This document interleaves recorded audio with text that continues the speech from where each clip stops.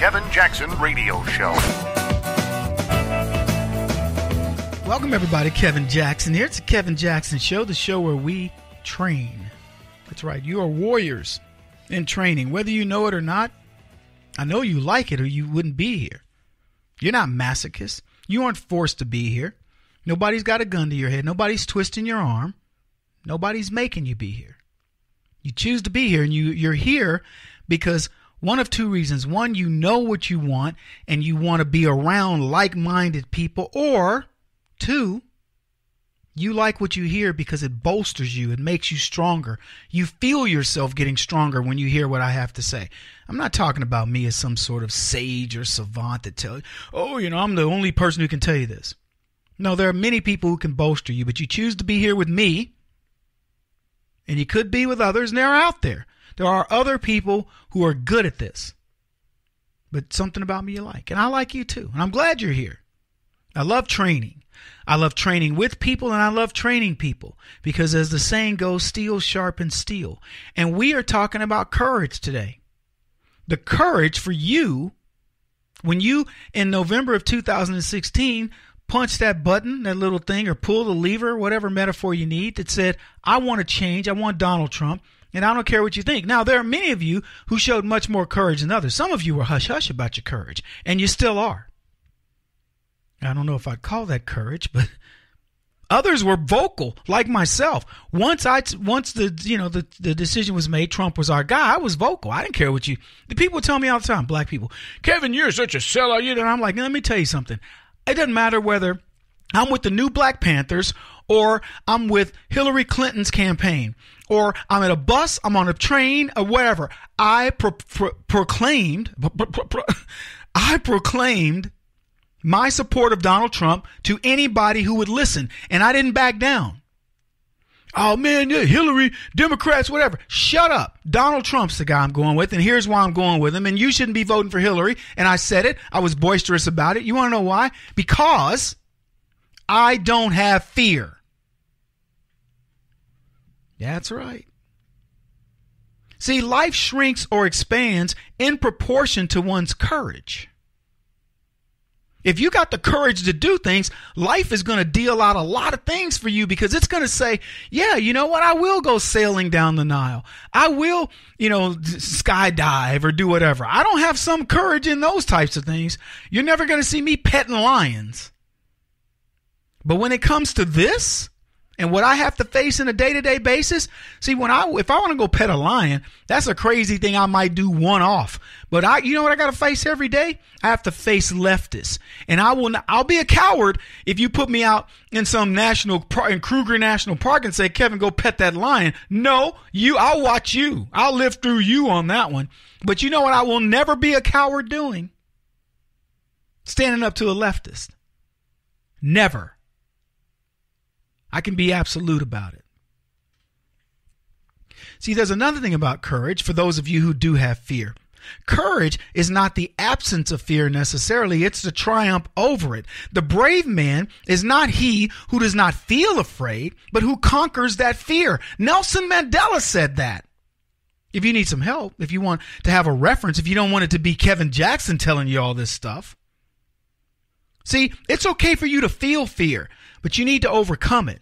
Because once you overcome it a few times, you learn to discipline the idea that there will be a bit of doubt from time to time. You will confront these emotions that say, I don't know, I'm not quite sure, but you'll overcome them.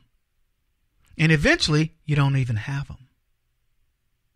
You're like me. You're a warrior. You get up every day and you say, today is a great day to die. And if this is the day that I die, I will die a warrior's death.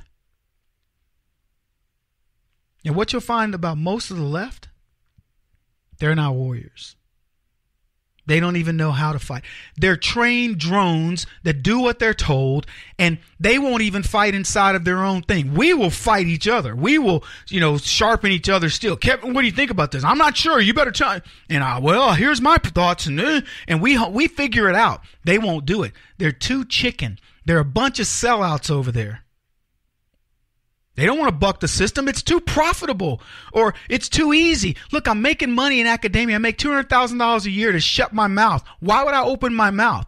All I got to do is go, show up, get my tenure. I can do what I want. And even when they get their tenure, they don't want to rock the boat. In Hollywood, you got all these women watching other women get molested, raped, or whatever else on the casting couch. They don't even know who's behind them. Why bother to look? But the other women don't care. They got theirs. Meryl Streep's a well-known actress. She's got all kinds of awards. She's, the belle of the ball. Every time they want to make a movie, Meryl gets the right of first refusal. Why does she have to care that some young ingenue's got her butt jacked up on Harvey Weinstein's sofa cushion? He doesn't care. Do you think Wackademia cares that young co-eds come there crying, dropping out of school because professor is holding them hostage over their grades or whatever else is going on? You think they care? You think that all the women that talked about working with Matt Lauer and Charlie Rose and Tavis Smiley and all these other leftist pukes, you think they care? They got their jobs. They got access. They get a chance to date the next time or whatever. Fat salaries, all the perks. Trust me, they don't care. The women's movement cares about women, as much as they care about chinchillas. It's a lie. It's all they are. They're a bunch of cowards and sellouts. And for the record, black leftists who dare call me and Uncle Tom a step-and fetch it, coon butt Negro, you name it, they're the biggest sellouts on the planet. Go to their jobs, kowtown to white men. Yeah, boss. Yes, yes, yes. And then go home and try to be all Nat X. You ain't fooling nobody and won't even know stuff that's going on in the black community. You don't have the guts to say it to somebody because you're afraid. You ain't fooling me. You got no courage. Wouldn't know it if it came up and kicked them in the crotch. You don't develop courage by being happy every day. You develop courage, folks, by surviving through the difficulties of life, through the adversity that you're going to face on a day-to-day basis, and fighting through it. That's how you get courage. When you talk to your kids and you're all, oh, yeah, good try, nice, nice, nice, you are not developing warriors. You are developing pansies. That's what you're developing. Aren't you sick of it? Have you not seen enough? Are you not entertained? I'll go gladiator on you in a minute. Y'all know it too, right? Heck yeah. Stop playing to people. Play to yourself. Play to your convictions. Understand who you are. This is the Kevin Jackson Radio Show. Do you owe back taxes to the IRS or state? The secret to avoiding the IRS nightmare is to seek professional representation. My friends at Security Tax Associates provide the most cost-effective and ethical representation in the industry while helping to avoid seizures, levies, and wage garnishments. Security Tax Associates is here to ensure that the appropriate steps are taken to permanently eliminate any possibility of future tax burdens once and for all. For a free, no-obligation consultation, contact Security Tax Associates, 844-779-4177. That's 844-779-4177. 844-779-4177. Or visit them at securitytaxassociates.com.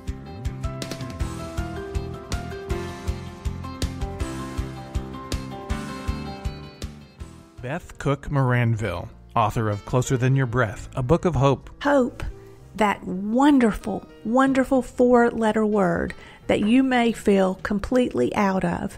I wrote this book to give you great hope. It's not too late. If fetal position is an all too familiar place for you, I understand. If the next 60 seconds are too long, this book is for you. Wherever you are right now, whether you're dealing with divorce or death or sickness, take hope. You are going to make it through this pain. Don't roll your eyes. I've walked this road and I know it. The best is yet to come. Closer Than Your Breath, a book of hope from author and speaker Beth Cook Moranville, can be found on Amazon.com or Kindle.com. For more information, visit closerthanyourBreath.com or on Facebook at Closer Than Your Breath.